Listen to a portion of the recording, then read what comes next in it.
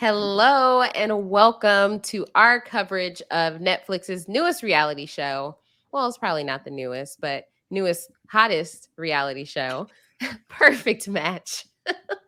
I'm Asia, and we are here to wrap up episodes 9 through 10, wrap up season 1 of Perfect Match. It's in the book. So, of course, I am here with my awesome two co hosts. So, first, we have the host of the Hot Dummies on an Island feed, all things Dummies on an Island, Kirsten MacInnis. Kirsten, how are you? I'm doing great, Asia. I would love to know what reality show is newer on Netflix than Perfect Match. I think you had it. Yeah, And I think maybe you like had it. physical, what is it? Physical 100? I think that came I out that was before. first. It's Oh, okay, okay, Asia. okay. You're hedging your bets. You're hedging your Okay, bets. yeah, I'm It's okay. like, just in case. It's been 3 weeks. You never know. Well, I guess you would that's know. true. Yeah. Well, that's the thing. In theory, we should know, but it's Netflix. So how would you know?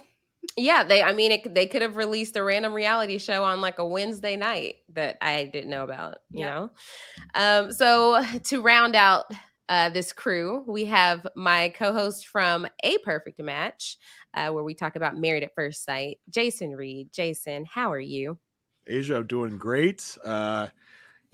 Just it's the end of our time here, and you know, uh, all the people on the podcast voted right for my perfect match for a podcast co-host. Right, everyone that you've seen on this podcast voted. It was close, very close race of who was going to be my perfect podcast co-host, and the winner is Barnaby. Oh my gosh, from left I know field. I know that he hasn't talked much, Right. and it's kind of out of nowhere. Not a lot of screen time. Is a lovesick puppy. Lovesick puppy. It's It was close. I'm not going to tell you who the second place person was, but just know that it was close. Right. It's just like really embarrassing because you and Asia have a committed podcast relationship and yet you didn't win. So that's odd, but Yeah, I'll a steal Asia away. It's fine. that's a very valid point. Oh my gosh. But yeah, this is gonna be full spoilers. If you have not watched and you plan to watch, exit now, go watch. But we are just going to start at the end because what did we just watch? Okay. We cannot bury the lead. Imagine getting literally engaged and everyone around you still doesn't vote you the strongest care. relationship. Like, that is embarrassing. I'm sorry.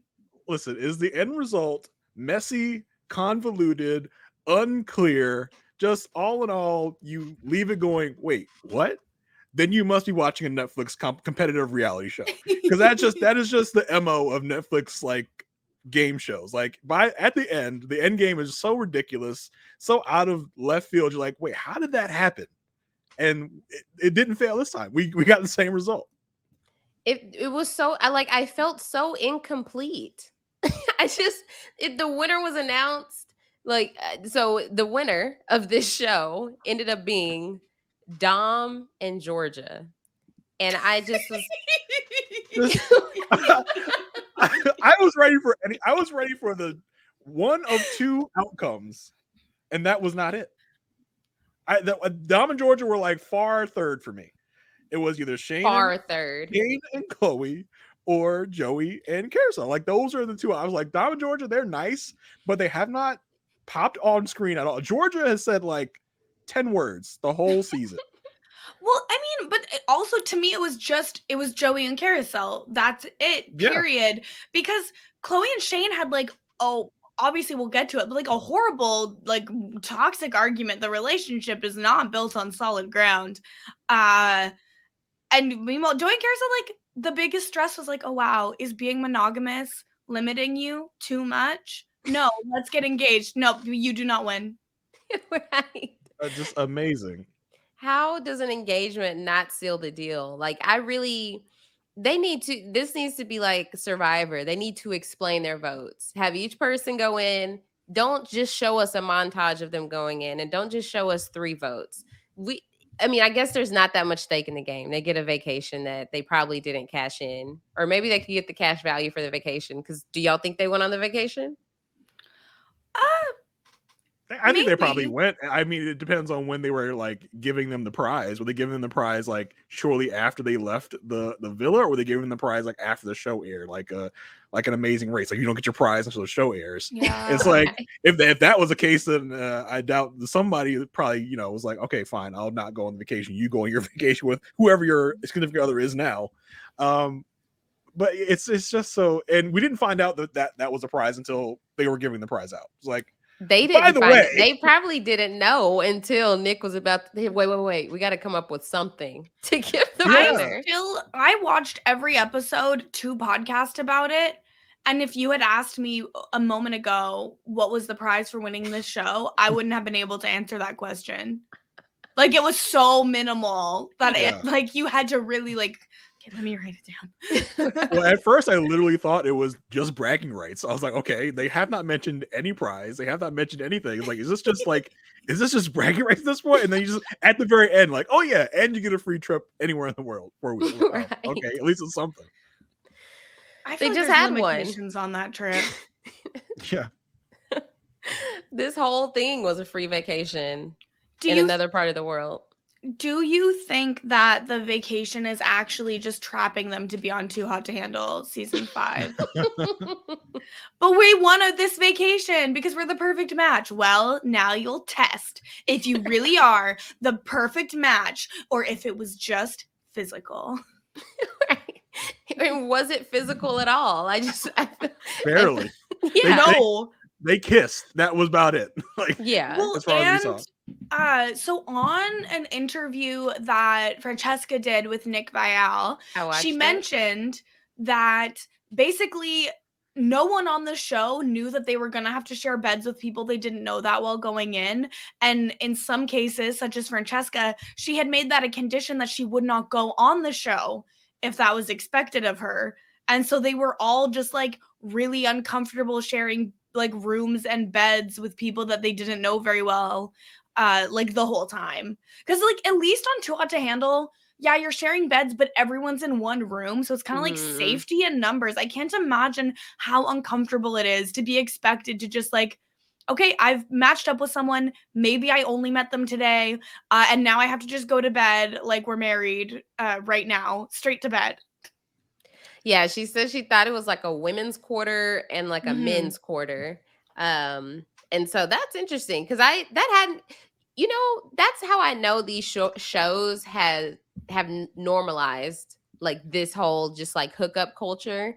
Because we think like Too Hot to Handle, they barely know each other, but then they sleep in beds. But then like, yeah, this is different to have to go into a room with someone you talked to maybe an hour ago.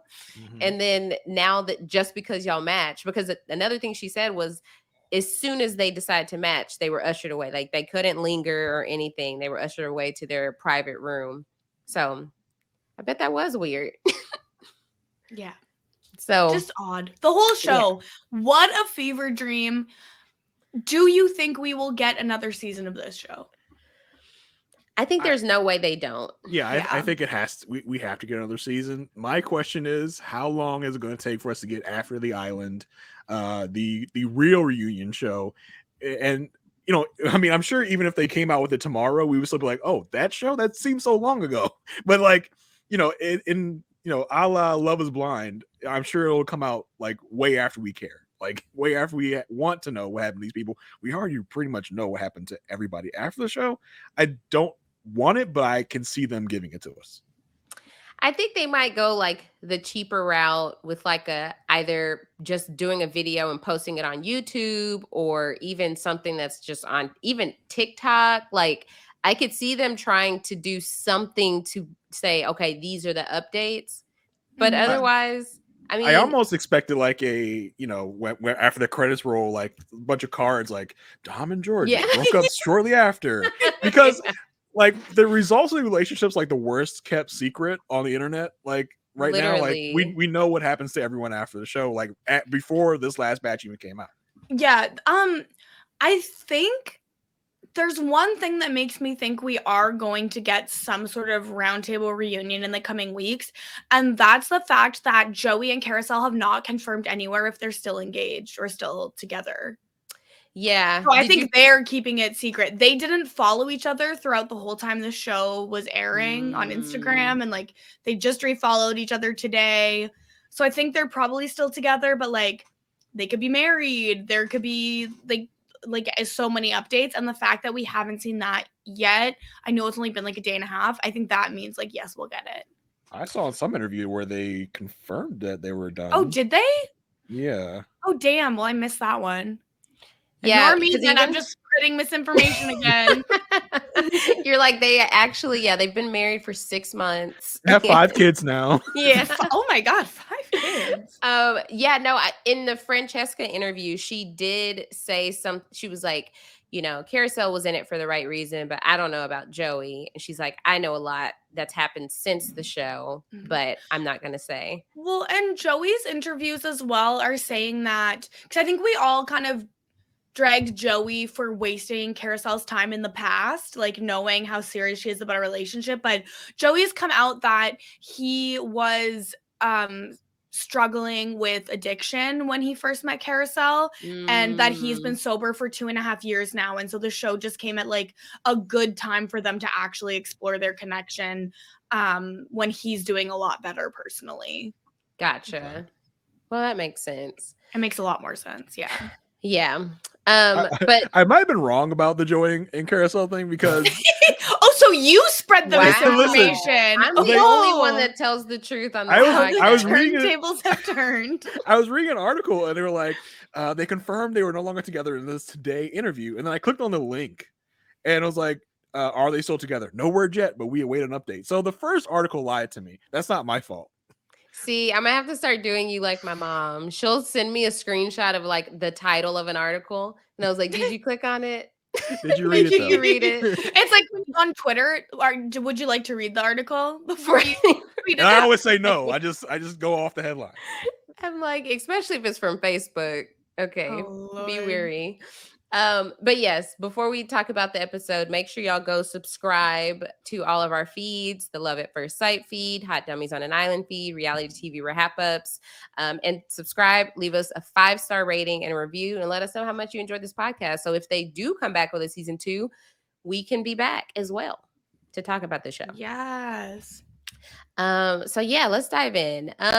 So we kick it off kind of oddly with this pool party where Damien takes it upon himself to strip down. Why did he get naked? I didn't ask for this. I have never wanted to just stare at the palest ass in the world. I've never wanted that. And yet this show was like, we're going to show you a couple in a row. The show was full of them. So many. Just all in a row. Apparently he used to go by Magic Mark. Did he go by Magic Mark? Well, Francesca did say later his first name is Mark. He's Mark Damien, whatever. So, hey. But this was weird because I don't know what they were all doing, but it all led us to one of the like main plot points, which kind of gives us the result of Abby and Francesca was at this pool party. Francesca and Carousel made out. Yeah. Joey supported it 150%. What's the big deal? Is that how you feel? I mean, I've never been in a situation, but I think that in general, a lot of times if there's like 2 girls that are kissing at a party, most of the men involved are gonna be like, yes, oh my God, 2 girls kissing. I love when queerness is performed for me, a straight man. But this situation, you know, because Joey was fine with it because he's like, yes, she kissed a girl. It's so sexy. Meanwhile, Abby is like, hey, I feel like this crossed a boundary, which like right. I think is totally fair for her to have her feelings hurt about it. But it's not like they're in a committed relationship and they had never discussed being exclusive in that way. So I don't think it's also fair to just like project your idea of what this is without talking about it with the other person. So I think it ultimately was like, is it really a big deal that Francesca and Carousel kissed? No, it's really not that deep. Especially just the intention involved was like, this is just two friends like making out as friends will. But it's like, but I think in that environment, I don't think Francesca even thought like 2 seconds about it. It was just like, yeah, I just made out with my friend. What's the big deal? Like, no. And that's the thing. Abby, she feels her emotions very intensely. Yeah. If anyone out there out. has watched 20 somethings, Abby has a few jealous bones in her body. So I think that the situation here was that like her issue may have been that Francesca didn't have a single thought about how she would feel about that, as opposed to like, oh, if everybody was making out with everybody and Abby was down there too, then maybe that would have been different. But they were the only two that made out. So yeah, it came out of nowhere. Like at no point did I expect them to hook up on any level, but it makes sense with how Carousel like follows Francesca around like a puppy dog, right? Like it totally adds up that this would happen, but it was not on my bingo card for what to expect. Right. Because we did get the next morning, they had a conversation about it, and Francesca said she was pretty drunk, but basically that her and Carousel they do that. That's just something they do. So fair enough. Right. I was like, well, that's the first we've seen of it, and the way that they have just been, it feels like they would have shown it before. Well, I also think that pool party, I think almost everyone was blackout drunk at that party. Oh, yeah. Like that was another level compared to all of the other nights that we've seen. Yeah, I mean, you saw Francesca the next morning. She was just like hair was all over. She was like, yeah, what even happened last night? Like she doesn't even remember. I was like, wait, I kissed Carousel? Oh, cool. Yeah. Like literally. Right. Yeah, it's funny too how Francesca handles this situation, because Abby is upset about this. Francesca is different than we've seen her with like Savannah, because Abby is trying to get a rise out of her by saying like, well, I'm actually taking this seriously, so I want to go on a date today. Francesca's like, well, I'm taking this seriously too. So whereas if it was Savannah, it would have been a fight. Well, yeah, and then there's also, I don't remember if it happened at this exact time, but I guess it's maybe when Francesca and Abby have their final, like, kind of breakup conversation, where Francesca's like, yeah, I knew this was new for you, so I was kind of, like, coddling you or treating you like a baby bird. So I didn't want to hurt you. And it's like, I think that she thinks coddling is just not reacting. Yeah. Because I think Abby went straight for the emotional manipulation. It wasn't really cool. Like, I don't think Francesca's like an A+ like human in this situation either, but I mean, it was never that serious. Right. It was never that serious. So I mean, it's very clear that like Abby is out of it at this point. Like she wants to move forward with someone else. So we move forward to the boardroom with Chloe and Mitchell. So last week we left off with Mitchell saying he does not want to be in a relationship. What is he doing here? Right? Out of nowhere. Like, I still cannot get over just the F-boyery of it all. It's just that was a little, I don't know why it was surprising, because most of these people are not here for relationships. But they at least go with the bit. Mitchell's just like, yeah, I'm not here for anything but like random like hookups or random kissing. Yeah, Mitchell's like, okay, well, maybe in 10 years I'll be ready to get married, and at that time I expect you to have stuck with me the whole time, and also we can't have sex, and it's very unclear where the boundary of what physical relationship we could have would be. Right, exactly. Okay, cool, thanks. That's great. So we see the options they have are so it's all repeats. There's no new people coming in. So it's Bartise, Calvin, Shane, and Zay. So just a murderer's row. I will never forgive Chloe for what she did in this boardroom. Like, we already knew she was gonna go on a date with Shane. Whatever, right. Cool. Like, make your own mistakes and screw up your own love life however you want. You're free to do so. Whatever. Mitchell is like, I think Calvin would be a really good match for Diamond. They would get along. It would work out. And I agree with Mitchell. And Chloe goes, no, it wouldn't work. And then they moved to the second best option. But she said it wouldn't work because she couldn't imagine them having sex. Oh, yeah, I blacked that part out. I don't remember it. That I do not perceive. That's not what I was imagining. Mitchell's like, I've never imagined anyone having sex. I don't know what it looks like. So then we move to the second best option on the list, which, like, how bleak is it when Zay is the second best option, right? Let's be clear. And then Chloe's like, yeah, he's definitely the type she's attracted to, but no, I see Bartise for her. I really think it could work out in a relationship, and I have never wanted to smack someone so badly. How dare she say that about Diamond? How dare she bring Bartise back into this villa? I saw a tweet that was like, Netflix, I never want to see this man on a TV show again. Ever. I want to see him on a wanted list. And I agree with that tweet. It's as if Chloe just blacked out, like, what happened with Bartise, like, I know, it's like she's met him, right? Yeah, like, you were there for that. Like, you hadn't just come in. You were there when he was, like, acting an ass to, like, Inez and Izzy and all of them. You were there. She literally met him. He went home with Shane. Yeah, she splashed him along with Shane. Yeah. She crossed paths with Bartise and still had it in her to say, great idea for Diamond. That she needs to make up, like, she owes Diamond something. This is why Chloe is alone, because she has the worst judgment of anyone I've possibly ever seen. I was so foul of her to do that, and I will never forgive her.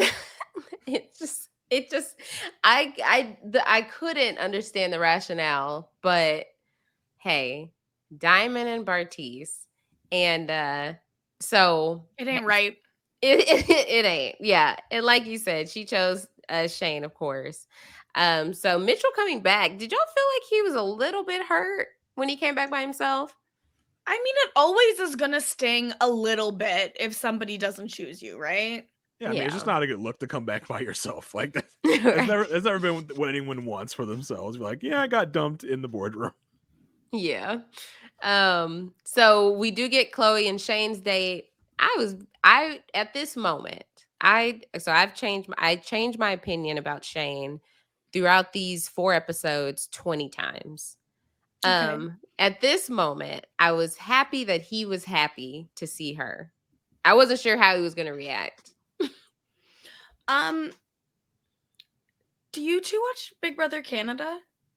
Mm-hmm. Very little. I was talking to Jordan Parhar about Perfect Match the other day, and he hasn't watched it yet, but he said that Shane looks exactly like Greg, the Ginger Ninja from BB Can 3.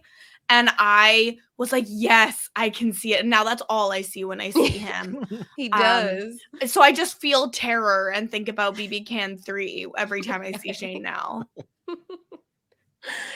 He looks like everybody, but he looks like, there are people that they look like someone. Yeah, they just have that face where you're like, but do I know you? But do I?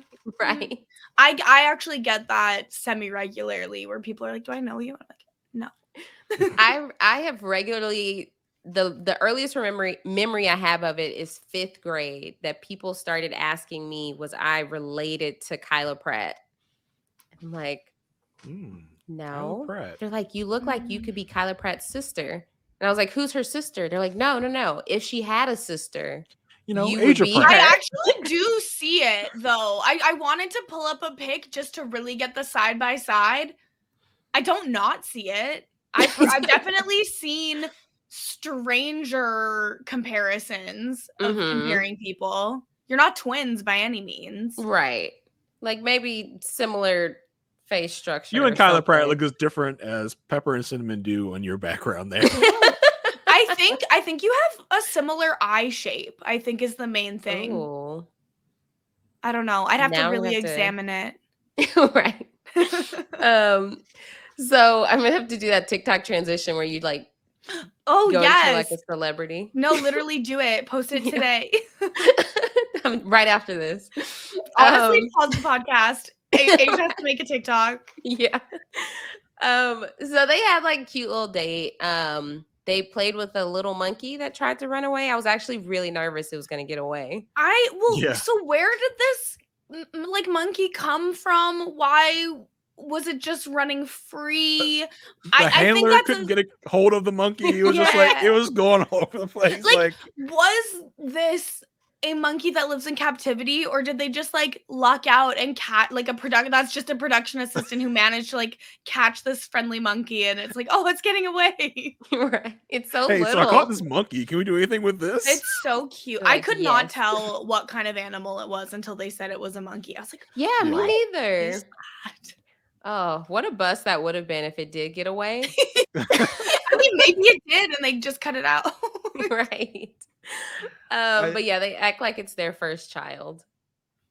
And I was just so like, just last night, Chloe was talking to Mitchell about like, you know, I can really see a future with us, with kids and blah, blah. And then as soon as Mitchell was just like, yeah, I'm not in, she's like, oh, this was a mistake. I love Shane now. That's who I love now.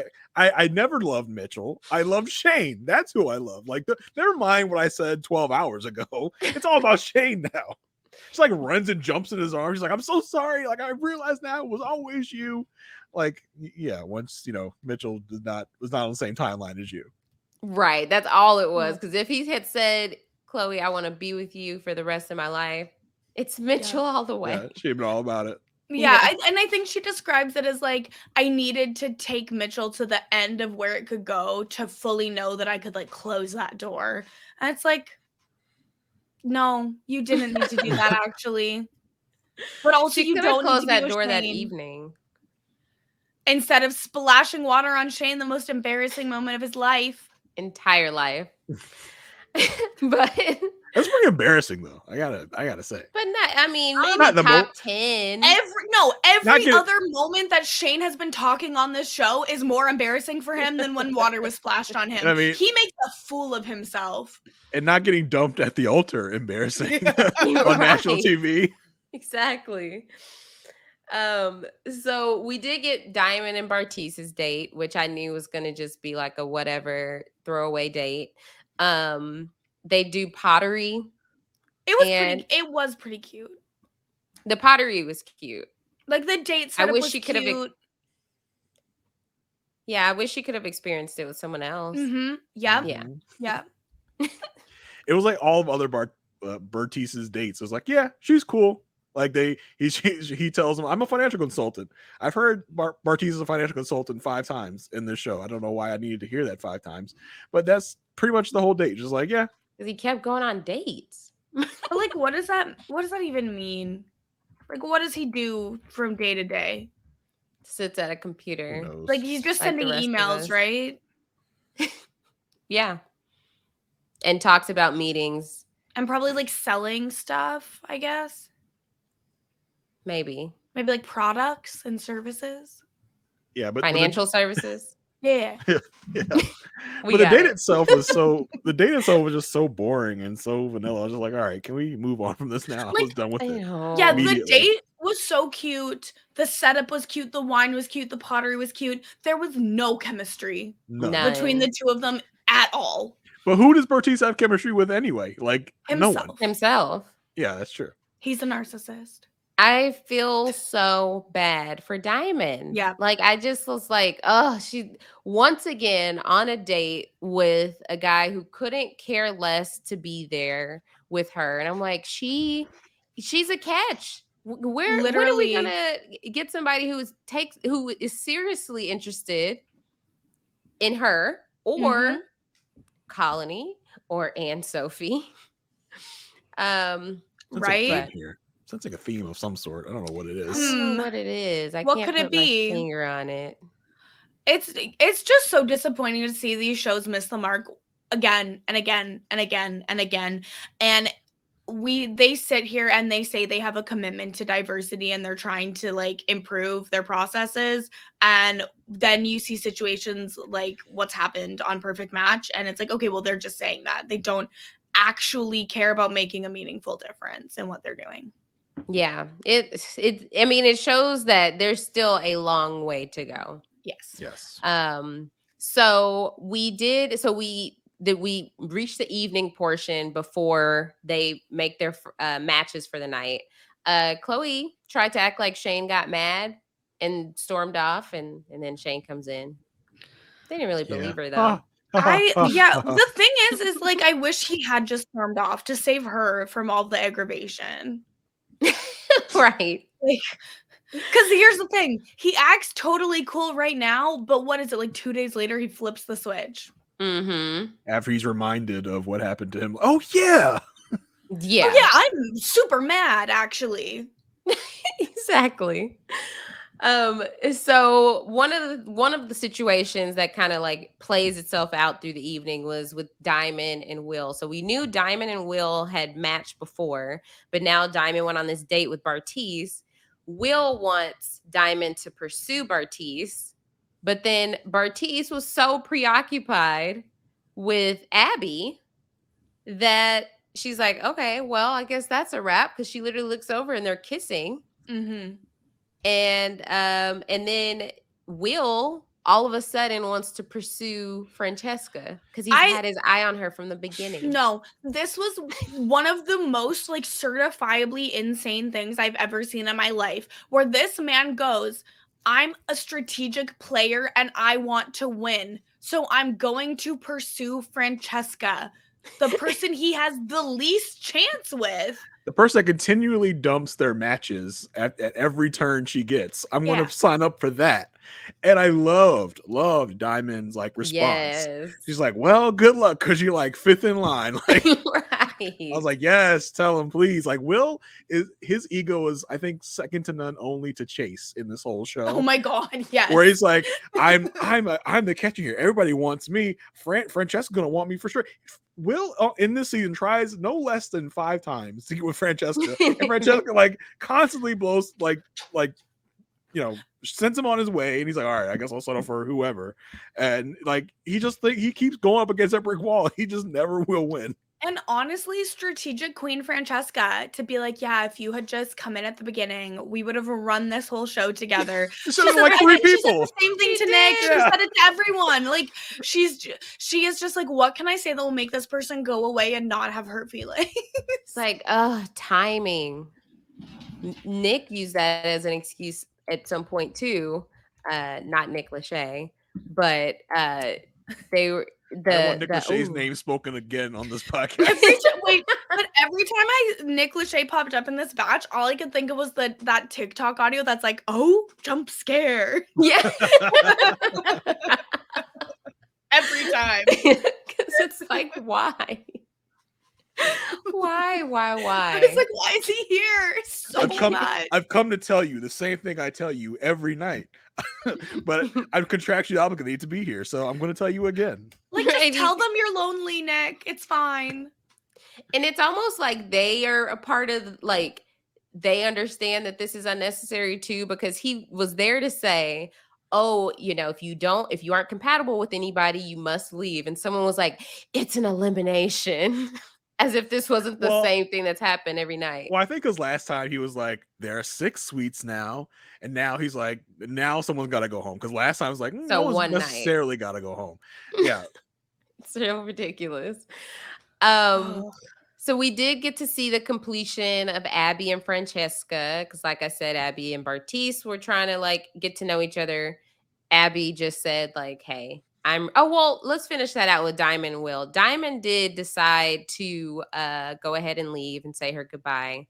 And I did love her quote. She's like, if you're not matching my energy, you're wasting my time. Yes, finally someone does what they should do and just be like, Literally. y'all are a waste. I'm out of here. Goodbye. Yeah, Like exactly. so many threats throughout the whole season. Somebody finally had the guts to actually stand up and be like, yeah, I'm out of here. Y'all are trash. and she never Literally. lied. Mm-mm. I heard all truths. Yeah. Quote that. Cool. So so Abby broke it off with Francesca. And what do y'all think about Abby and Bartise together? It's so weird. Yeah. It's hard to gauge like energies and vibes with them. It just seems like, I don't know, it seems like they're both toxic and weird. I was like, okay, maybe this might actually kind of work. No, because yeah, maybe. Because they're toxic in different ways. Right. Yeah. They got to be toxic in the same way. I don't think it could work for them, but I think that Bartise needs like a lot of therapy before he's going to be someone that can be a good partner to somebody else. I don't think it's impossible for him in the future, but he's not ready right now. Absolutely not. So now Francesca is a free agent, and Damien, of course, is still into Francesca. So he has to tell Ines, look, I'm still thinking about Francesca. And so then Ines leaves. Yes, get up and go, Queen. Please go. Get out of you there. are too good for this world. Yeah, I loved that they both left. Yes. Yeah. Yes, make those men go home. Yes. Right. Yes, queens. I'm just sick of Inez getting the same talk. Like, yeah, we're cool, we're friends, but I'm really hung up on Francesca or Chloe or whoever. I'm just really hung up on them, but we're good friends. And it's like, you know what? There's no one here for me. I'm out. I think that started like Inez and Diamond started this like just trend of like, yeah. There's no one here for me. I'm out. What was very weird for me with Inez is in her final confessional, she's like, but I learned something about American men, as if she learned something good about American men. And I was like, ma'am, they treated you so badly. I thought she like learned to stay away from them. Yeah. But then she's like, I learned that there's what did she say? That they were like sweet or something? Like it's something wrong based on her experience. I was ridiculous. Like, girl. Or they're hot or something. I was like, what? No, that's not the lesson you're supposed to take from this, Inez. Like that is not the lesson. Right. You need to retake. You did not understand the assignment. Right. No, she did not. Yeah, so I'm glad to see her. Like she has been such a great presence throughout this season. I know she's had she never had the same match 2 times in a row, I don't think. I don't think so. She was trying, but she was so pleasant. I thought she was funny.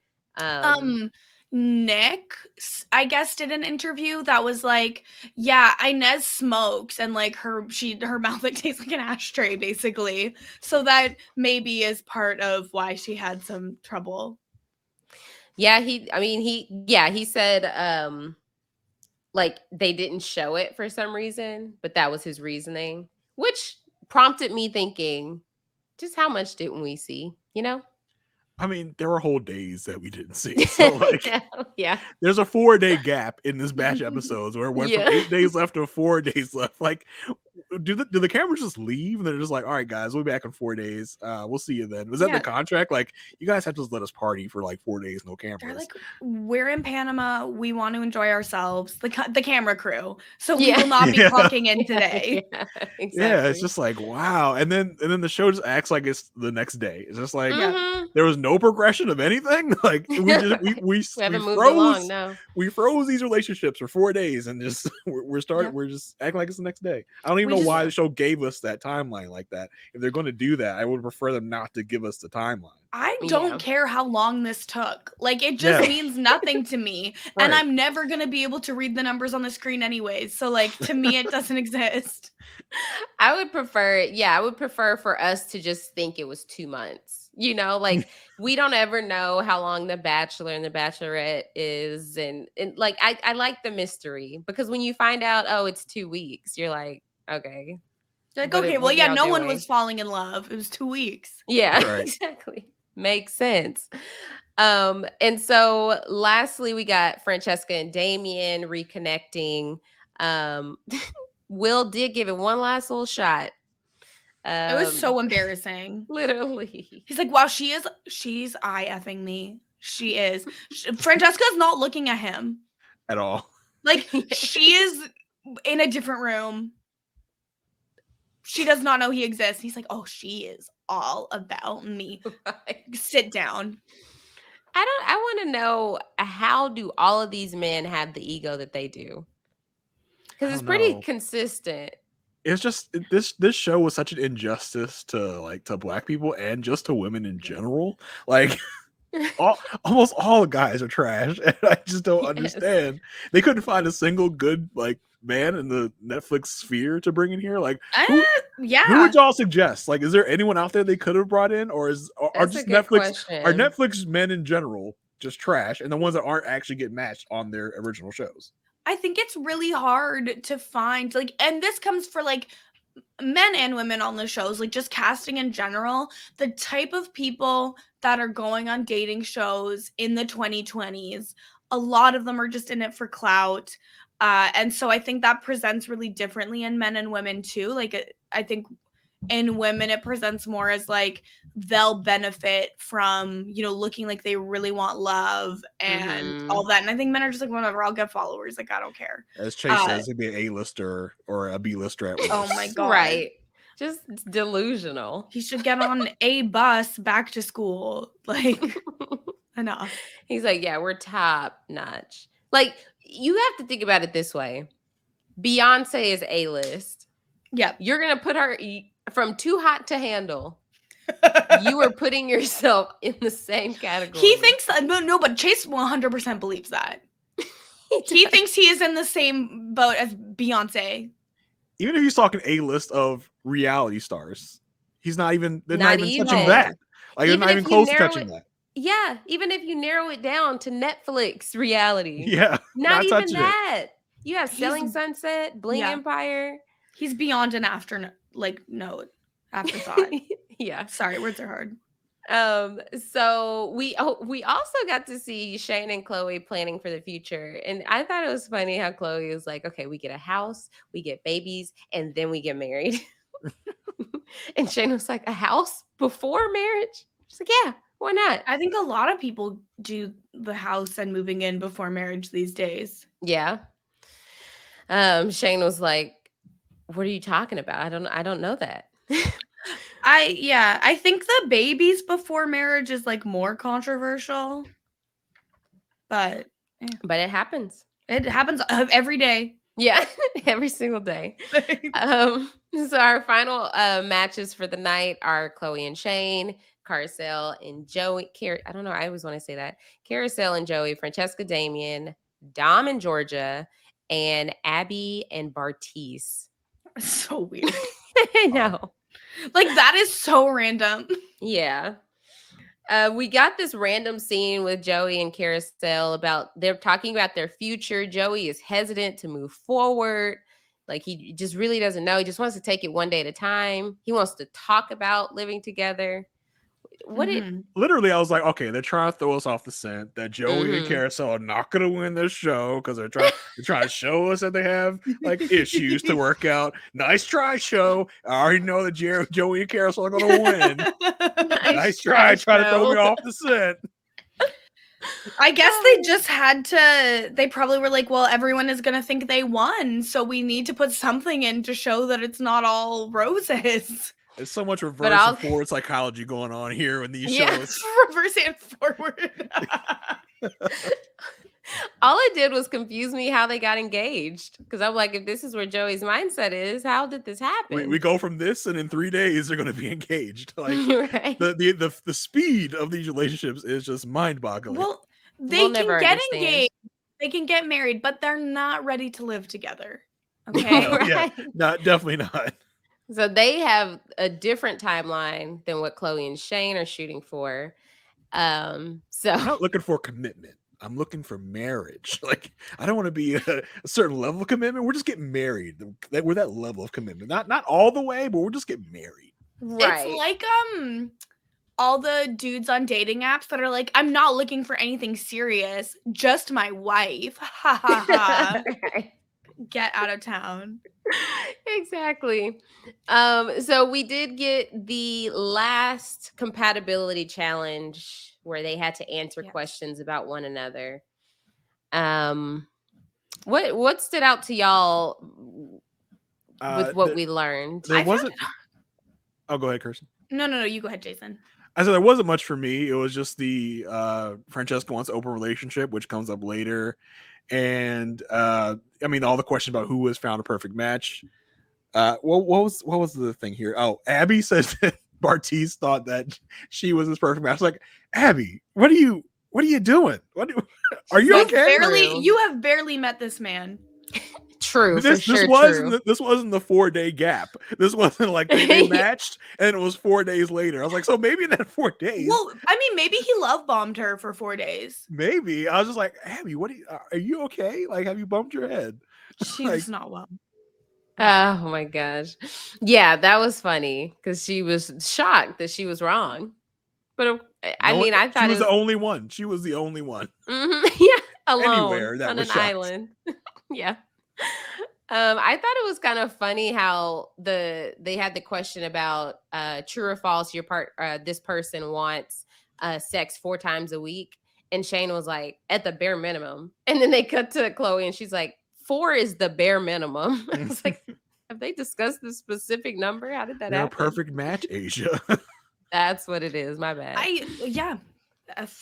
4 is the bare minimum. Right? In a week. I do like the willing to relocate question because that's the first time it really made me think like, oh yeah, most of these people are countries away from each other. Yeah, literally. Like, how's that gonna work? Really made me think about that. I thought this challenge was just really hard to watch. Like the way it flipped through the people. I had a really hard time keeping track of it. Yeah. I don't think they wanted us to keep track that well. I think You're right. They focused in on what they wanted us to focus on, which was like, the relocate, the perfect match, and the open relationship for Francesca, I think was what they really wanted us to focus in on. Yeah, exactly. I want to know what I missed. Show us all of it. We missed so much. We missed so much. Yeah, like I want to know, will Dom relocate? They didn't show his answer. I mean, I am assuming he said yes. Probably. Like they're probably in love at this point, right?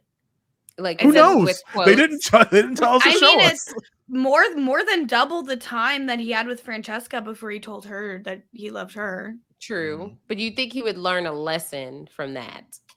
No. I have a sense that maybe Dom doesn't learn lessons. Yeah, I think he has trouble like learning from past mistakes. That's weird. So we did get the placement. So Abby and Bartiz, they got last. 4th was Damien and Francesca, which is weird because they've known each other the longest. 3rd is Dom. Well, it's not weird because they're just not a good match. Dom and Georgia got 3rd, and then Shane and Chloe got 2nd, and Joey and Carousel got 1st, and they won. And yet that's not how the results of the show went. Right. Literally, yes, this 1st, 2nd, and 3rd was the order I thought it was going to be. Yeah, 100%. Like that should have been the winning order. Yeah. I mean, obviously we'll find out Francesca and Amy weren't there by the end, but the 1st, 2nd, 3rd should have been what the results were of the show. Yes. We did get a little conversation after with Abby and Bartiz about that question, and basically Bartiz just explained that they understood the question differently. Yeah, that's definitely a normal thing.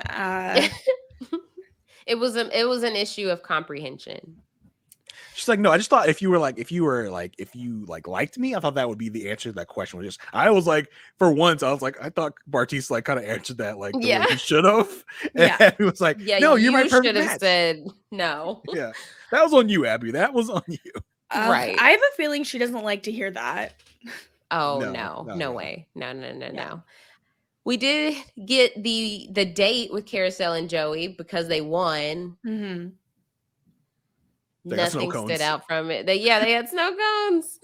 Oh, what stood out to me is that Carousel was like, I want a grape snow cone. Is that anybody's first choice of all the types of snow cone? I know people who love grape. I know my mom, like, grape is her Like, favorite flavor of things like grape this. flavor is good, but I just didn't know it was anyone's like favorite if they had so many options. You know, If I'm getting I want blue raspberry. That's a good one. I think about those the little bars you put in the freezer. Mhm. And I think grape is one of my favorites. Like, those are really good in those. So maybe you've sold me that I was being wrong to judge her. But if I'm getting a snow cone, so if I'm just gonna get one flavor, it's Tiger's Blood. But if I'm gonna get two, Tiger's Blood? I really don't know. That's actually a good question. I just know it tastes amazing. I have never heard of this before. I'm Googling. Yeah, you said it like we should know it off the bat. And I was like, if you go to a snow cone place, it's on the list. It's always watermelon, strawberry, and coconut. That does sound pretty good. It's so good. And if I'm feeling, frisky and I want to do 2 flavors, I'll do Tiger's Blood and Wedding Cake. Wedding cake? You go see this is some Aysha Welch stuff. No. Aysha Welch goes to the posh, high-end snow cone stands. I go to the little guy around the corner that's like, I got grape, I got strawberry, and I got cherry. Which one do you want? Yeah, like blue raspberry if you're freaky, you know? Yeah, exactly. Aysha Welch going to the boutique snow cone stands. Wedding snow cone is vanilla and almond. That's so fancy. Yeah, exactly. So fancy. That is some Aysha Welch of I ever heard. Aysha, how much are you paying for a snow cone? Like $12? It's like $25. Is that a lot? It's only a snow cone. How much could it cost? $100? Yeah. Chump change. Do y'all not have Bahama Bucks near you? I've never heard of that in my life. We don't live in the fancy neighborhoods, Aysha. We don't have that. Yeah, I live in chain snow cone. It's a chain snow cone place. A shaved ice chain. The headquarters is in Texas. Oh, okay. So it might be I'm going to look at the locations. It might be a Texas only thing. So when I come visit, we'll have to do ciders and snow cones. There we go. Our list is growing. Aysha, because we can't afford it, Kirsten. Yeah, and I assume I got I'll be sleeping in Aysha's like lavish guest suite. Not a suite. She probably has a Bahama. What is a Bahama Buck? She probably has one like located in her basement. Like okay, there's a bunch in Utah. There's Nevada, California, Connecticut. Wait, no. Which state is CO? Colorado, Arizona. All over. Where all the rich people live. That's so funny. I had no idea Tiger's Blood was watermelon, strawberry, and coconut. That's why it's so good. You're just ingesting stuff, not knowing what it is. I mean, if it tastes good and it's not poison, like, sure. Exactly. They wouldn't do that at a snow cone place. So, anywho, they got fireworks on their date. Everybody saw them at the house or the villa. Fireworks so overrated. I know that's an ice cold take, but yeah. Yeah, I remember when phones couldn't take good pictures of fireworks, and people would post them anyway. But now, the cameras have evolved. I could get some solid pictures of fireworks. Well, and you're an influencer, and you probably have like a guest suite, and you have like the latest iPhone 14 Pro Max. Yeah, she got the iPhone's not out yet. No. The iPhone 14 Pro Max has been out for months now. You probably have. So you admit you have an iPhone 14 Pro Max? I remember when Aysha got the 14. She's like, my iPhone 14 Pro Max is coming. I was on a podcast with her when she told me, and it was like a week before it came out.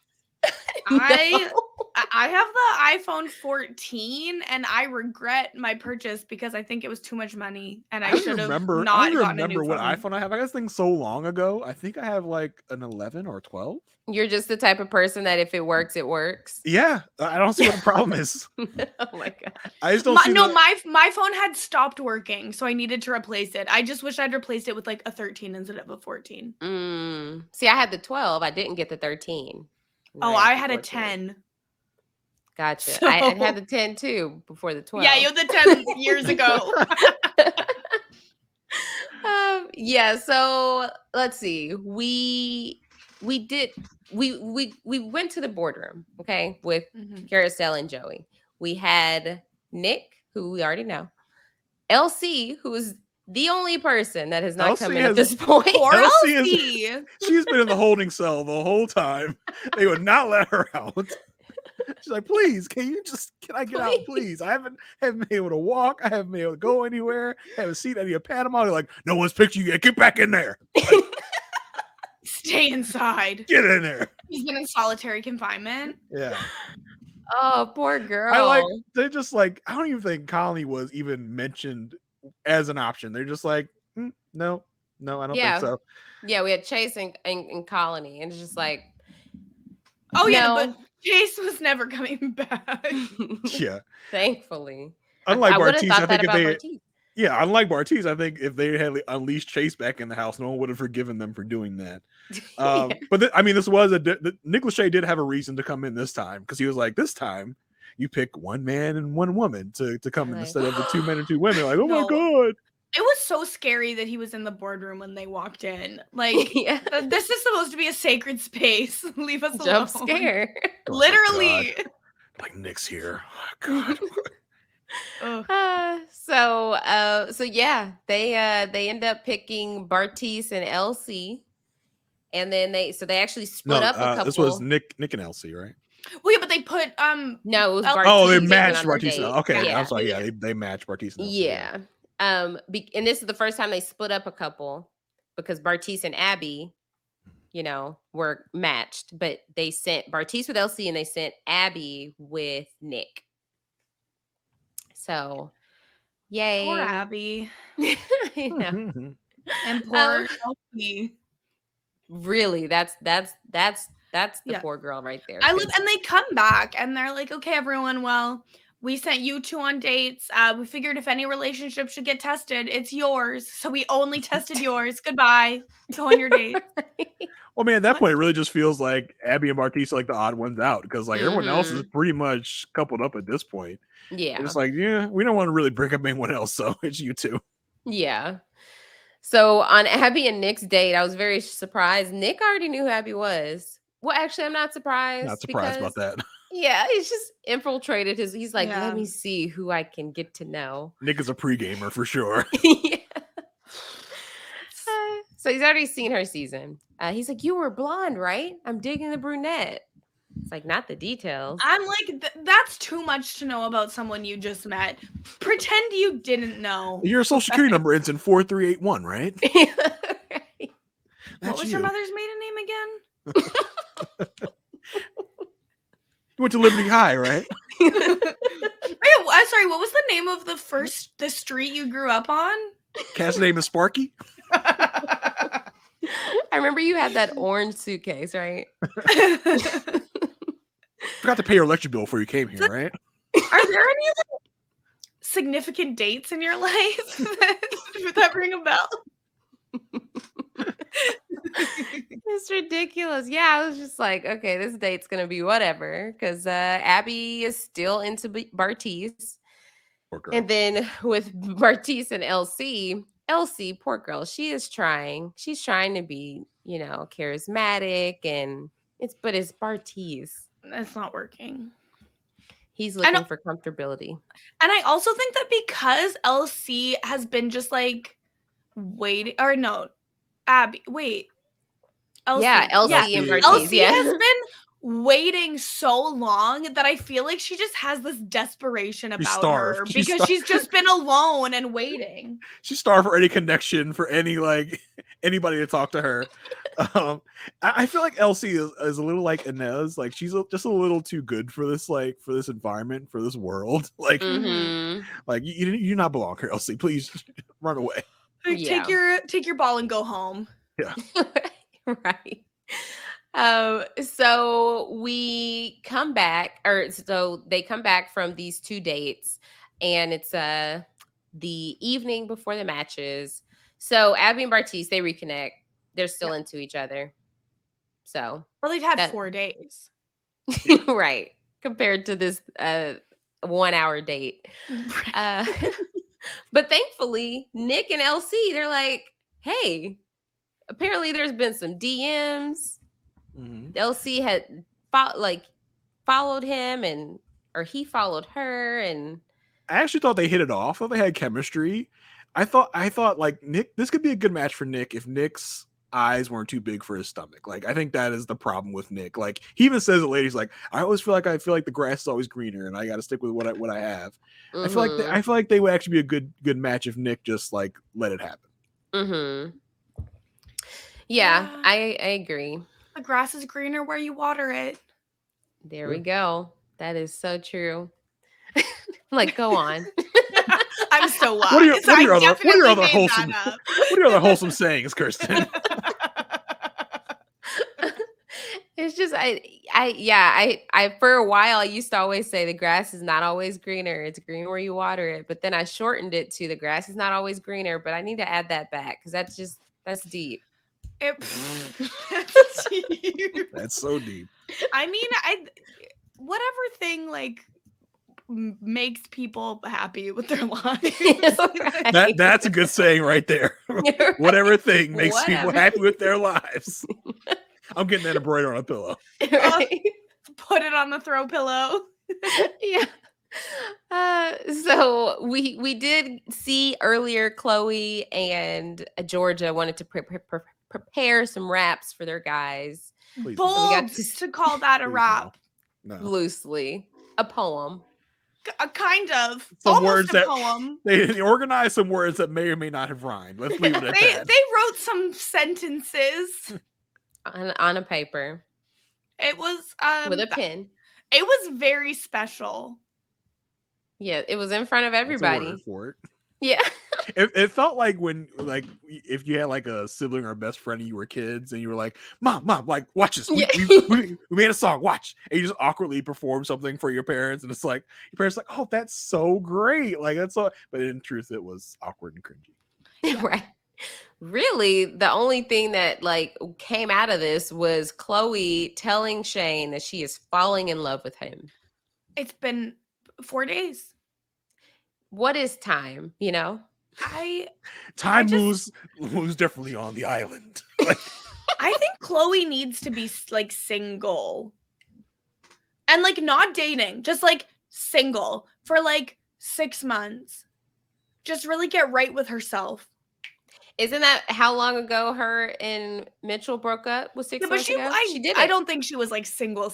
Like she was probably seeing people. Right. I mean, who on this show can you not say that about?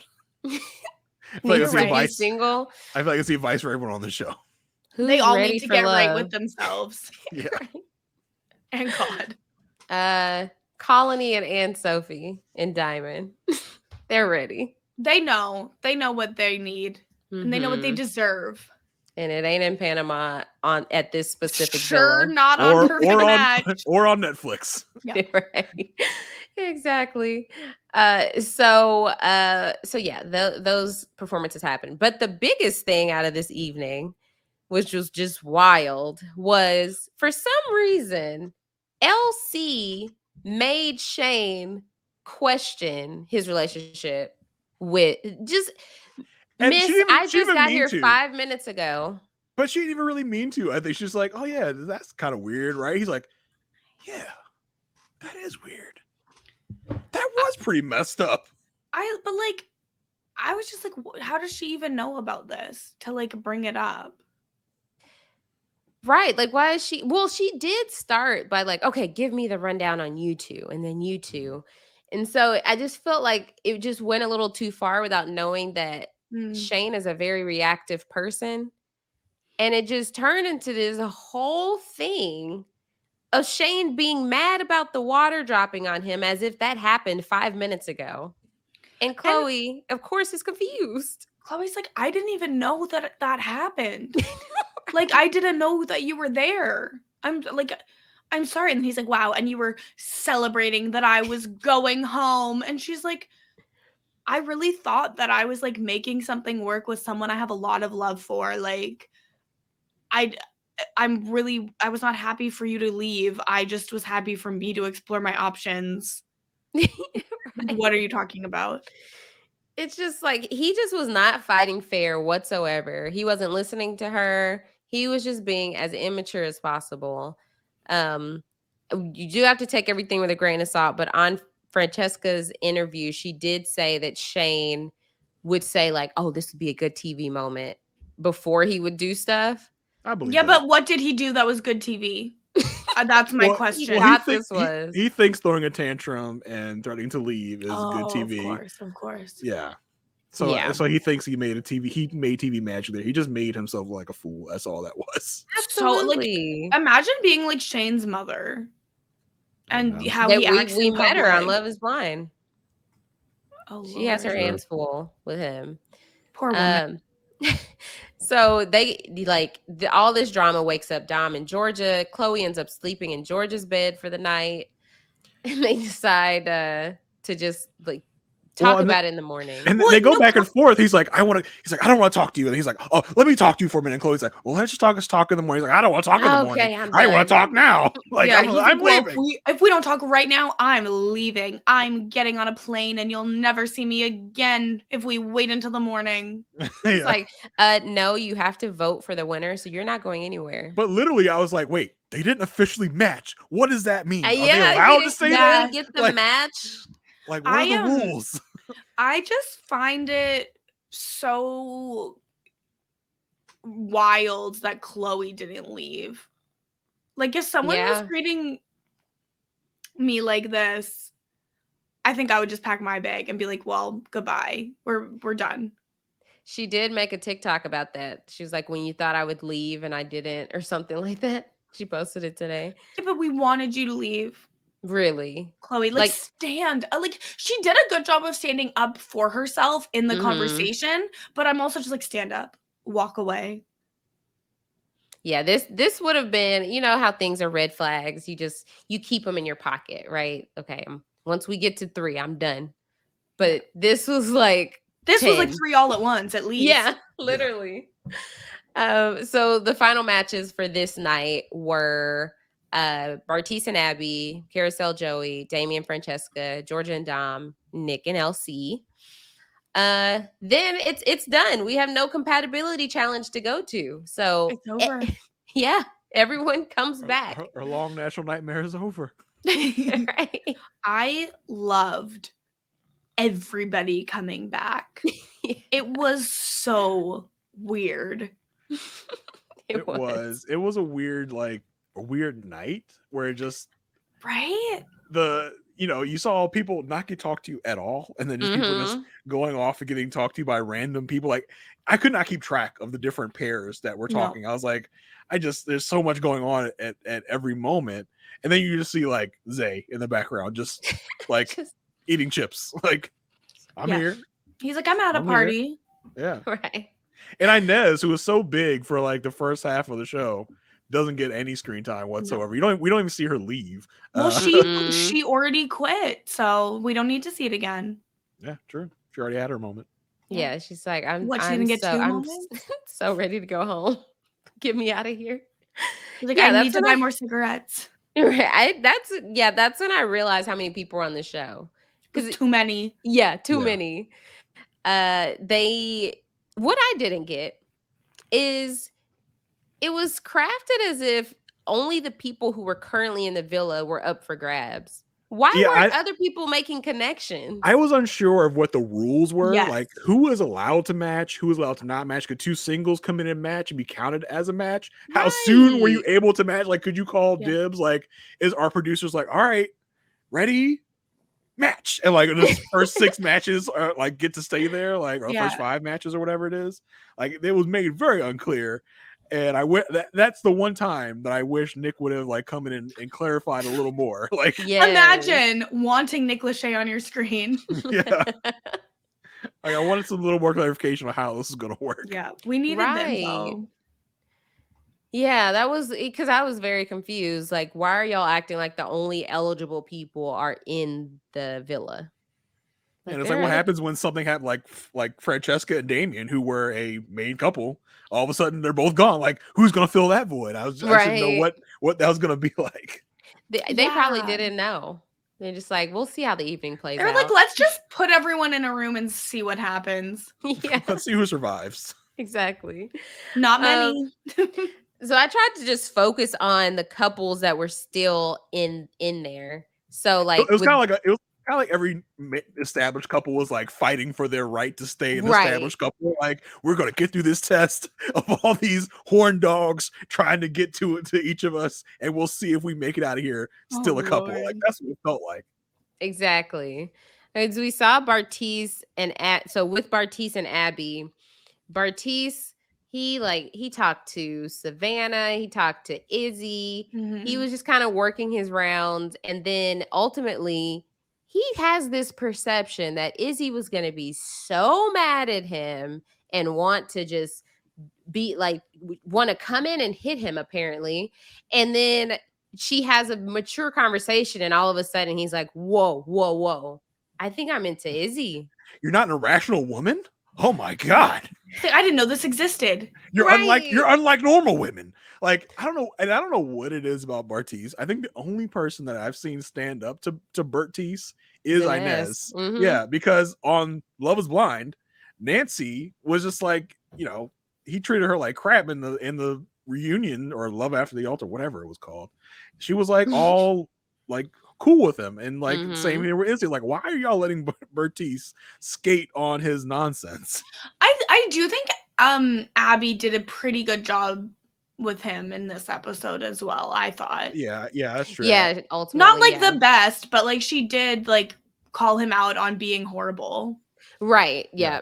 I was just stuck on his just perception of Izzy when it was just like he wasn't saying that about Inez. He wasn't saying, "Oh, Inez is gonna come in here," and it's just like, Bartise, you were just showing who you are, who I already thought you were, because Izzy has never shown. Like, you're not like those other ones.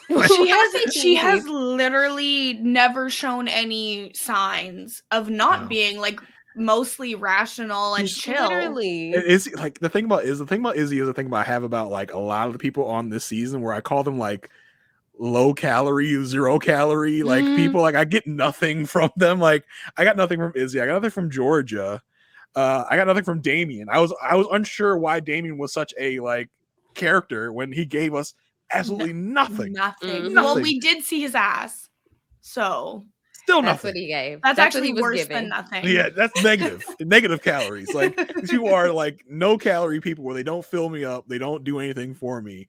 And Izzy was one of those people where just kind of like she was there, and I was just like, I don't know, I can't give you anything like noteworthy about you or why you've been on this show. Yeah. With Abby and Bartise, they do have a conversation where Bartise is saying, like, now he's questioning things, and Abby, yet like you said, Kirsten, she handled this really well. She's just like, okay, what's with the switch up? Like, he's like, you're just mad I'm talking, to other girls. And she's like, that's not the issue. My issue is that I was confident in us. And he decides to pull out a quote from her. He's like, you're the one who cares about how you look. You talking about like what your mom is going to see and what your sister is going to see. And apparently before, or a previous night, Abby had told Bartise like, hey, my mom's watching, my sister's watching. There's a camera right here. I don't want to do anything when we're being watched. Yeah. And Bartise decides to throw this in her face.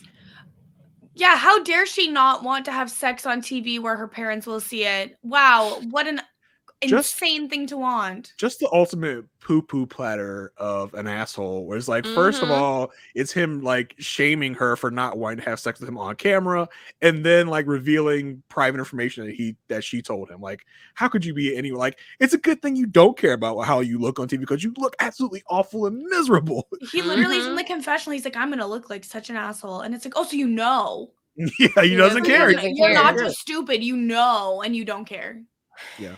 I would be so happy to just never see him on any show ever again.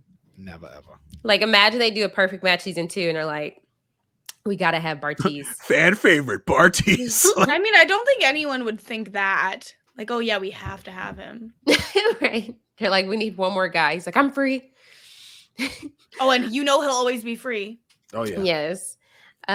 So Damien we move on to Damien and Francesca, and poor Damien. Yeah, Will tries one more time. Well, he has to. Just naturally. One more go at it. And Damien decides this is my time to profess my love. But not before he talks a little bit to Savannah, which did y'all catch the little small comment when all the people came in and she said, if you talk to Savannah, I'll kill you. I did catch that. And I was like, oh, wow. Okay. I mean, are we surprised? Like, no. I'm surprised that, Francesca and Savannah didn't have another like skirmish like during this whole thing. But I think they both kind of stayed, gave each other safe distance, and Savannah chose to like strike, from behind like a barrier, like at times where she could, for the one time she could get Damien by himself. Yeah. Savannah's so irrelevant. I'm sorry. Like, girl, what are you doing?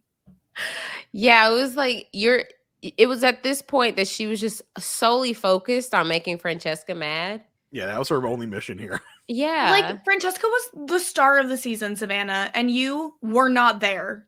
So I don't really understand why you're talking so big. Yeah. I was like, Savannah, girl, this isn't looking good. So Damien decides to profess his feelings for Francesca. He puts rose petals on the bed and he asks her to be his girlfriend. The important part about this is Francesca, leading up to this, has been telling everyone, me and Damien are solid. We're good. Like, she's been turning down everyone's advances. She's like, nope, me and Damien, we're good. We're solid. And then what's she about didn't to think happen? he'd go and do this though, make it all official. Yeah. Like, I mean, they really, I don't know. They haven't been together that long. I think it's fair to be like, oh yeah, I'm not ready for all of this. Yeah, Francesca was like speaking truth. Like, she's one of the only people speaking truth here. It was just like, yeah, we don't know each other. Like, we don't have any in-depth conversation. Like, what do you like about me besides the fact that I'm attractive? He's like, literally. Ooh, he didn't even have a response. You got me there. Yeah, he had nothing to say. So it's like, well. Meanwhile, he's talking all this like big stuff, like I have felt more for her than I ever felt for Giannina, which is his personal Love Is Blind season 1, like who he was about to marry. Like, I felt more for her than I ever did for G. I was like, ha. And now you are here looking like an idiot, not being able to tell this woman like anything you like about her besides her boobs, like literally boobies. He's like, I don't know. Let me get back to you. Love is not blind. You caught me unprepared for this conversation. Yeah. Like, oh, I didn't think you'd have a single follow-up for me. So yeah, exactly. I thought you'd just say yes. There are rose petals on the bed. How could you not say yes? Like, well, it's on camera and there's rose petals. Just break up with me later. Just say yes. Yeah, right. Aren't you all about the TV? And I think Francesca, as like high caliber of a reality TV villain she saw the opportunity. It was like, yeah, first of all, it's the truth, and second of all, this would be a good moment. I'm not going to win this show, so let me go ahead and give them the moment of me breaking this guy's heart in two and then walking out the door. Well, and I also think that Francesca probably had a decent sense here of like, wow, none of these relationships have worked. I'm probably not going to look the best. So let me have a gotcha with this guy to show that like maybe this is how everyone has been and people are not actually, falling for Francesca. They just want the clout and the proximity to her plastic surgery. And now she can be like, look, like these people don't really like me and my person's not here. So I'm just going to go.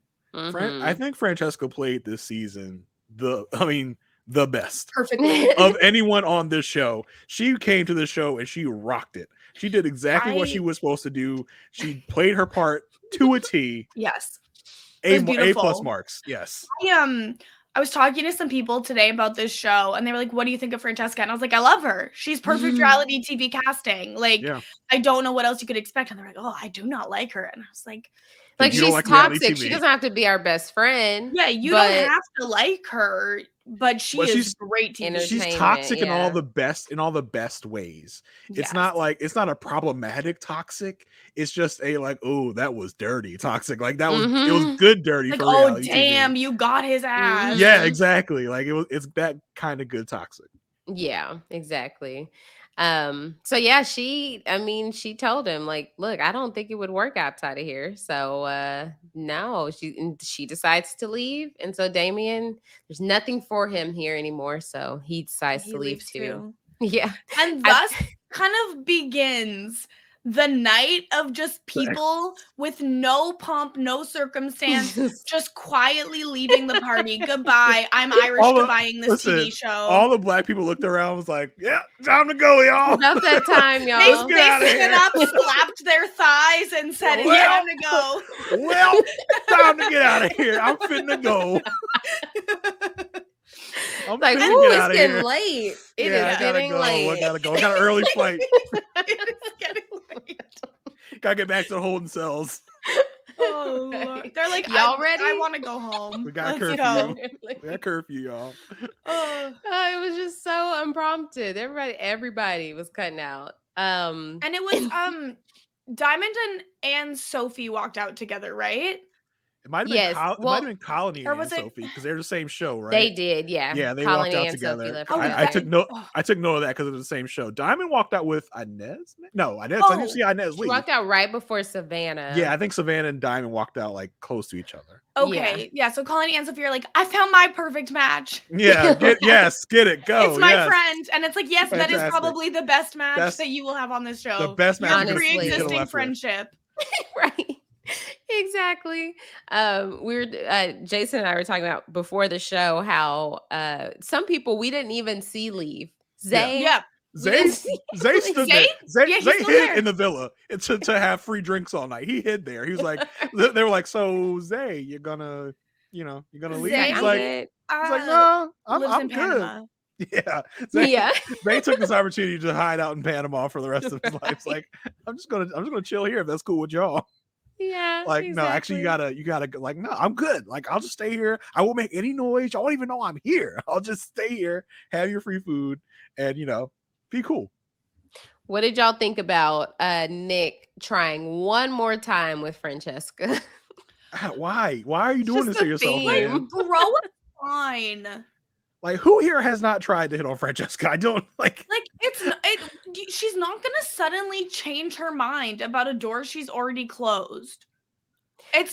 Francesca might have just left because she's tired of people constantly coming up and trying to get with her. Like, I gotta go. Get with Francesca is like that scene and She's the Man where the original like mean girlfriend is like, girls with asses like this do not talk to boys with faces like yours. That is Francesca and Nick. To a T. Oh my goodness. I was just that it was hilarious, just the amount of guys that just kept trying, because even Francesca said in that interview with Nick Viall she said that Chase sent her a selfie of him on a treadmill and before they left and said, I'm coming for you. Oh, no. Restraining order immediately.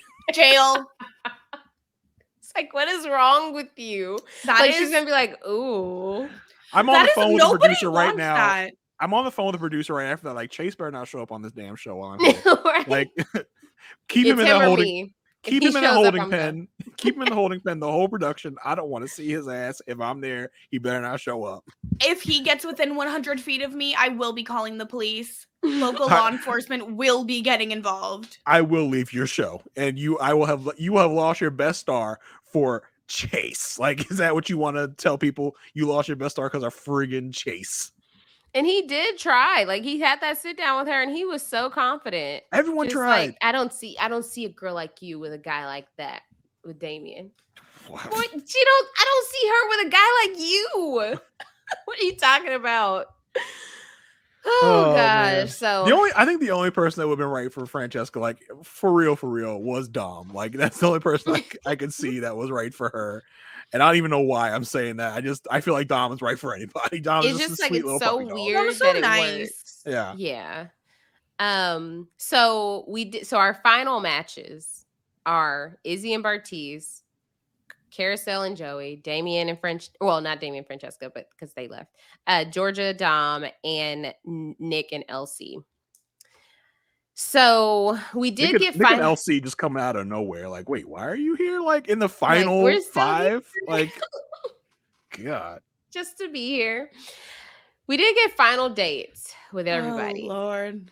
And yeah, just to highlight, with Bartice and Izzy, the main thing that stood out to me was that you pointed out that she's 22, which I don't think I realized. I did not realize that. Was she 20 on Too Hot to Handle? She must have been.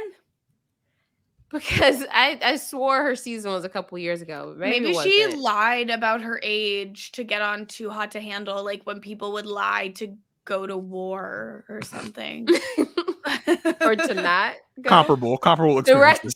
Right. So he said she was wise beyond her years.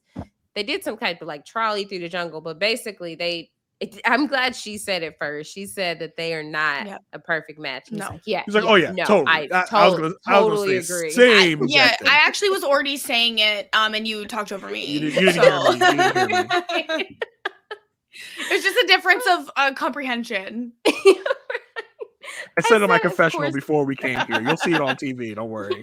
It's like, of course, he's going to try to act like he was on the same page. Get out of here. I mean, I'm sure that he also agrees that they're not a perfect match, but he probably would have like pretended to. He would have saw it through to sit down in front of Nick. Yeah, and then like done like something horrible to her in the real world. Yeah, of course. He just never would have taken a trip since he's tied to Dallas, apparently. No, but he's open to going to England to see what they have. Mm-hmm. Yeah, you want to go on a vacation to London? Got it. Like, cool. Right. Oh, you want a free place to stay? I come here, let you show me around. I'd let you show me around. I'd let you, let me stay with you at your place. I'd let you do that. I would let you do so much work to make sure I had a fun vacation. I would let because you do so I'm much. so understanding and nice. We would literally if we got a reunion, it would be Izzy. She's like, so Bartice planned to come to the UK, and then he gets out there and I don't hear a word from him. And she's gonna be next thing I know, I see a TikTok of him with some other girl. Right. Oh my God. He's like, why didn't you hit me up? You knew I was in the UK.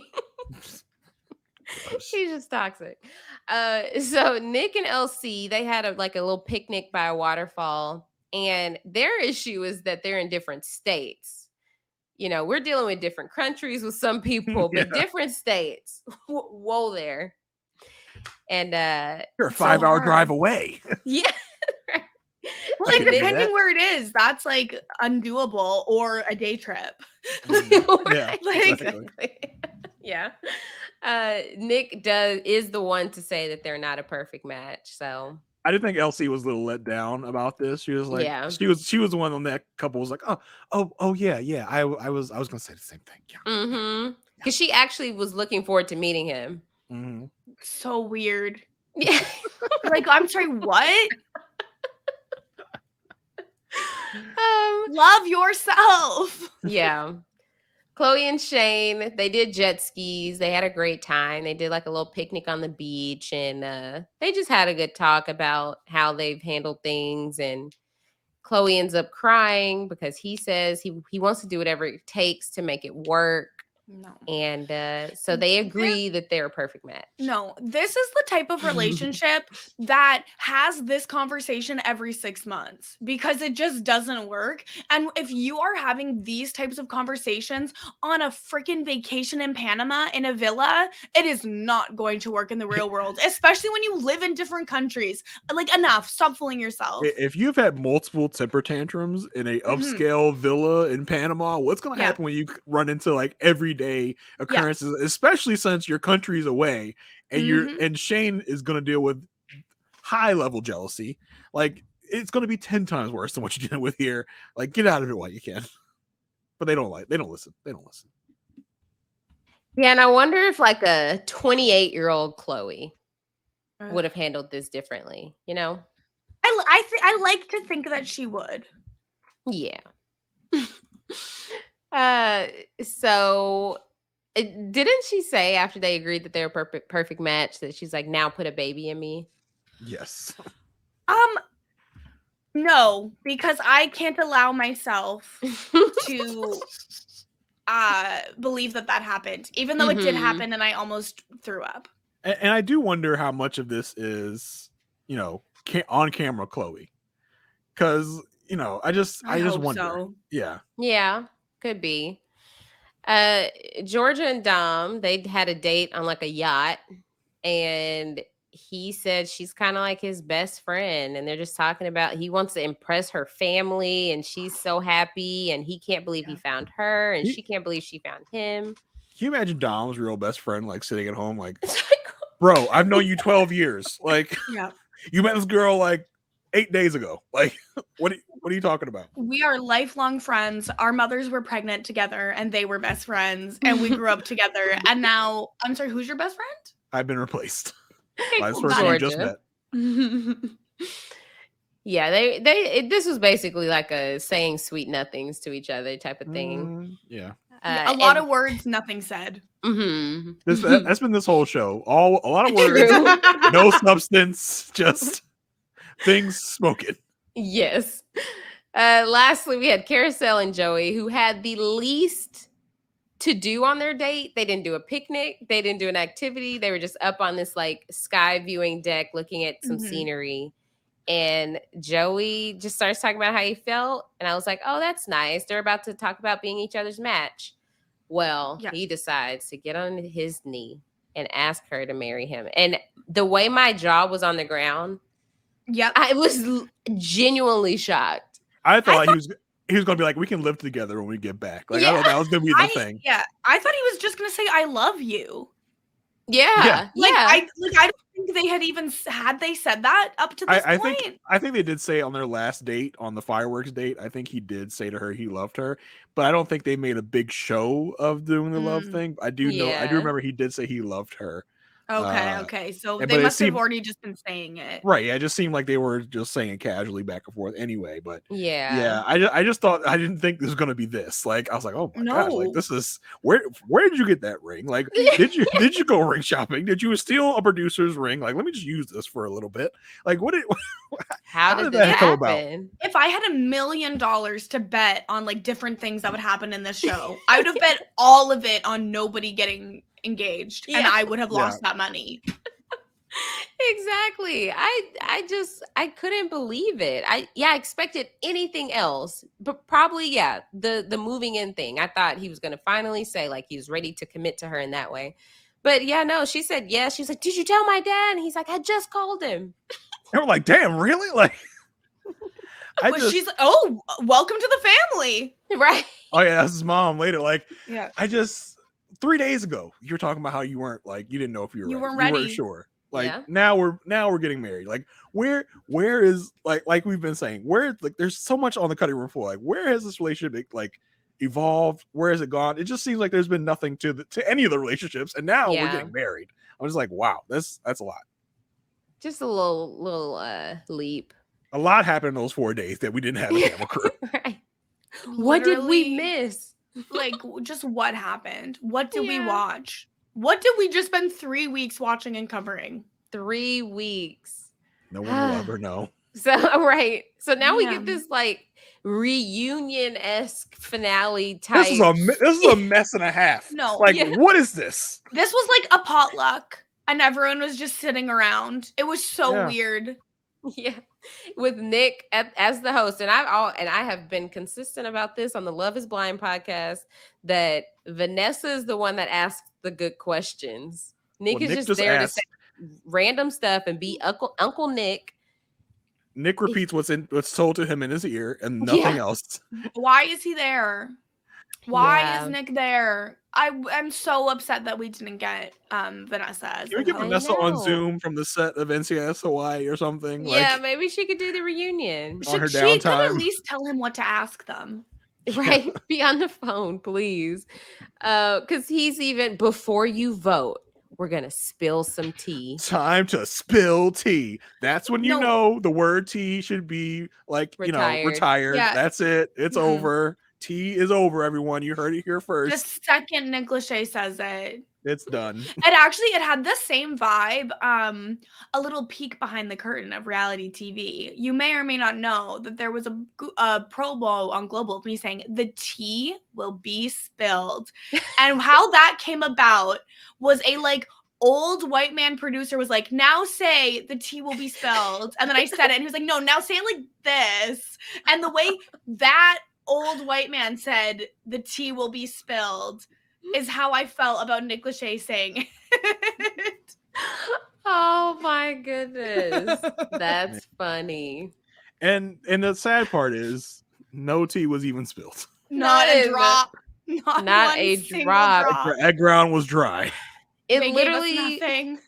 Yeah, it literally was. So all the people have come back, and then you had the 5 couples. It literally was, of the singles who were still there, who wants to try to get some screen time? Because literally everything Chase said was irrelevant.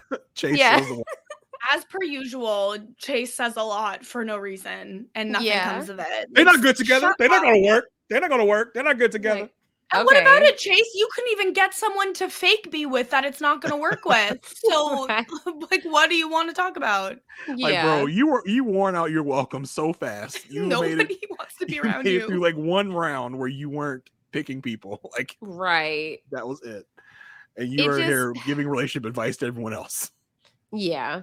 It just felt like this was all inconsequential. Like, we didn't learn anything. This would have been so better if we had better characters, but like 3/4 of the people in that panel were people that came and left so fast. Like, I don't know why you're here. I don't know why you get a say in who wins this game. Like they didn't see any of it.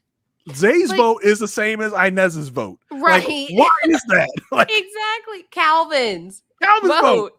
I was there for 3 hours. Like when they're talking about Dom and Georgia, why is Nick asking Colony how she feels about their relationship? Did you see Dom go on this date with Colony? He couldn't have cared less. Why are you asking? On a date where he said, "Don't look at me. I'm not the one for you. Hope you can do something when you get in the house." Guess that's actually probably the biggest thing that gave the win is like everyone just assumed that Carousel and Joey were good together, so they didn't get sent on dates. Dom got sent on several dates, and he told every single one of them, No, what I have with Georgia is real, so I'm not looking at you, which leads to the perception of all of these rejected people. Oh, Dom and Georgia have something really serious going on. He is shutting everyone else down. And so then Dom's warped perspective of their relationship becomes the perception of the relationship. And suddenly they went perfect match. Now that is deep. Yes. Dom survived the gauntlet of black woman after black woman being thrown at him. And he just Heisman them all, got them out of his face. He will reject any black woman it takes to win perfect match. However many you throw at me, I'm ditching them all. Oh, it's ridiculous. Oh my gosh. Yeah, so that maybe that's it. And then Chase was so strong on saying Dom and Georgia weren't a match. Maybe even some people voted to spite Chase. Honestly, so funny. Like, actually, I think it will work, and they're gonna get married, Chase. Yeah, like that was in their boardroom saying, like, right. So each individual goes into the boardroom to vote for who they, wanted to win. We saw 5 people go into the boardroom. We did. And we saw 3 of their votes. You know what? Do we need to see more? I'm fine. I'm fine with it. If you're going to tell me everyone's going to vote, I want this to be like a Survivor jury. Like, show me everyone going to vote. I understand there are like 12 people going to vote, and that would take a long time. But like, there were so many people on the show. There were so many people. And I guess the way they filtered them out just didn't really put that in perspective. But once they all got together, I'm like, whoa. This is a lot. But yeah, even with Ines voting for Georgia and Dom, I was like, oh, okay, cute. They'll get a couple votes. Then Nick tells us, all right, first and second place separated. This is Survivor 43 all over again. Yeah, literally. Why are we continue to be shocked? It's like separated by 1 vote. And I was like, oh, okay, Chloe and Shane and Carousel and Joey. Yep. No. I was like, dang, that's real close. I was shocked it was that close. I was like, wow, one vote and Joey and Carousel pulled out by one vote. And then I was like, ooh, maybe Chloe and Shane won. I was like, oh, that'd be interesting. Like, oh man. Can you imagine? Oh my gosh. Yeah, then Georgia and Dom won. That was shocking. And it was with so little fanfare. I had to rewind my TV because I was like, wait, Joey and Carousel won? And then I rewinded it. Like, oh no, they did not. Okay, got it.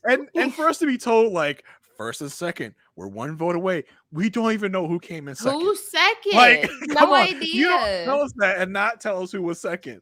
Like, no, the execution of this was so botched and so terrible. But this is the same like network that does The Circle, who does not give any transparency on how the votes go, how the winner was actually chosen. We're just told this is the person that won. Just take our word for it. Like, trust us. The way these are just, this is just so botched and so terrible.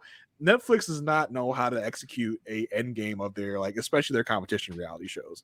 Like, it's just so bad. They just tripped their way to the end, and then we're here, and then I'm just left feeling like, well, I enjoyed the ride. It's like you don't focus on it. They're like, we enjoy the journey so much. We're not going to be too concerned about how we land this plane. Yeah, the destination. There actually is no destination. We're concerned about it. We want to know how well you're going to land this plane. Like, we care you about enjoyed that. the flight, right? Who cares how we land? Who cares if we crashed? Like, big deal. The flight was nice. You got your ginger ale. You got your snacks. Who cares if we stably get on the ground? Yeah. I care a lot. Right. That's probably the most important part. Right. That's what we were waiting for, the conclusion, the wrap up, and it was so like haphazard and botched. It felt bad. So weird. It was so weird. But you know what? It wasn't as boring as the end of other Netflix dating shows. So I guess it was an improvement. Slightly, yeah. In that regard, I guess. Right? The bar is low. Yeah, the bar is buried in sand. There was this TikTok I saw of someone showing the camera shots of Dom and Francesca doing that, like where you voted how many things you could do. And in the rope challenge, Francesca, her bandana was like all the way on, and then the next shot it was off, or like halfway on her hair, and then the next shot it was all the way on. So it was like clearly they did it twice. Yeah. And I'm like, I wonder why. For what reason? Right? It's just like who cares who wins these competitions? Literally nobody, and we will not remember.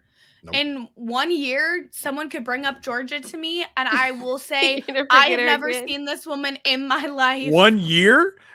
Give me a week. I'll be like, perfect match. They'll show me this podcast. I'm like, I did that? Like, that was me. Like that looks like me. I was talking about Georgia. Is that a fake? Yeah. Right. Is that doctored? Is that a filter? Is that somebody with a filter of my face? How did you add Kirsten into our mass podcast? How did you do that? Anything else on this batch or this show as a whole? We did it, and when the second to last episode of your first season is clocks in at less than 40 minutes, you know you're in trouble. Like, I think if you can't reach an hour on most of your episodes, you don't have enough to show us. And this was, and it doesn't need to be 12. Yeah, this was proof positive. If they come back for another season, make it 10 episodes, lower the contestant count, and make them 45 minutes, not an hour. Hey, yeah, I mean, if you want, if you don't have enough content, like, lower the episode count. I think I liked many parts of the show throughout the season. I enjoyed covering it with you two. That part makes it worth the watch. 100%. But like, just the show as a whole, I'm just like, it's got to be a lot better if we're coming back for another season. Yeah, I enjoyed it. Definitely enjoyed podcasting about it more than the show as a whole. I do hope they do a season 2, because then we'll get to see different people. So maybe it won't, just get a better crop of contestants, please. Yeah, it's probably very hard. Would you like for them to drop the conceit of find your perfect match? Would you just like to really be like, this is just a debaucherous island. Y'all just gonna pair up. Yes. You're just gonna pair up. Let's cut the love talk because we know none of y'all are really invested in that. Well, most of y'all anyway. Like, part of it for me was like, okay, you're just saying what you need to say for the camera. Like, if we just cut that conceit of it, I think I would enjoy the upfrontness a little more. Yeah. Literally make the show into the show that the people on Too Hot to Handle think they're going on. Yeah. There you go. Yeah. Like, Chef's Kiss perfect. Let's go. Yes. Right. There you go. Make it, exactly. I guess, an orgy. Oh boy. That's probably what's happening on those 4 days we didn't get any cameras. They're like, dude, it's just footage you can't see. Yeah. Sorry. Too hot for TV. Even Netflix. But thank y'all so much for sticking with us. This has been fun. We hope y'all enjoyed it. And if they have a season 2, we could be back. Kirsten, what are you up to and where people can? Kirsten shook her head. No, she's like, no, we can be. I want to be. I just want to. I feel like I've been a little distracted. My cat is like on the ledge behind my computer, like messing with stuff, and I'm like, get out of here. Okay, there we go. Now she gets out. And so I've just been trying to like the right cord. Subtly influence her to leave my cables alone and not like knock over my light. So sorry about that. But yes, you can find me over on Mess Magnets, where Sasha, Joseph, and I are breaking down trending topics and celeb gossip. We released our full episode to the RHAP YouTube this week, and we broke down all of the Justin Bieber, Selena Gomez, Hailey Bieber drama. We gave you a historical backdrop and the present drama to really get everybody up to speed. You can also hear me over on BoJack Horsepod talking about Tuka and Birdie. And this week I'm going to be on the patron feed for Ready to Be Petty. So if people are interested in that, go become a patron. And you can follow me everywhere at Kirsten Said What. Lovely. It was so fun podcasting with you, Kirsten. We got to find more reasons to do this. Literally, like, name the day and I'll come talk to you. I don't know if I can watch Married at First Sight. I might like it too much, but like maybe. Understandable. Jason, what are you up to and where can people find you? I got a few things going on. Me and the aforementioned Sasha Joseph just wrapped up the show Extraordinary over on Post Show Recaps. Also on Post Show Recaps, I'm doing the show Dear Edward with Marissa Garza. Over here on the RHAP podcast, RHAP Network, I am, of course, doing the podcast A Perfect Match with Aysha. We are covering the show Married at First Sight, as we do every week. Have some fun with us. Kirsten, you don't even need to watch the show. Just listen to the podcast and go follow along. Definitely just listen. Yes. And this week I will be on Rob and Akiva podcast. We will be doing the best TV dads bracket for March Madness. So come and check that out on RHAP this weekend. And that's it for me at the moment. Aysha, what about you? Yeah, y'all can follow me on Twitter and TikTok at Aysha Like Aysha. It's AYSHA like ASIA. Let's see, a couple of things. So the Survivor 44 draft, I took part and I'm really proud of my team. We are recording this at the time of the premiere, so hopefully I am still in the draft. Imagine you say all that and then you have the grenade. Little does Aysha know, she's just been grenaded. I know. I am avoiding spoilers like the plague.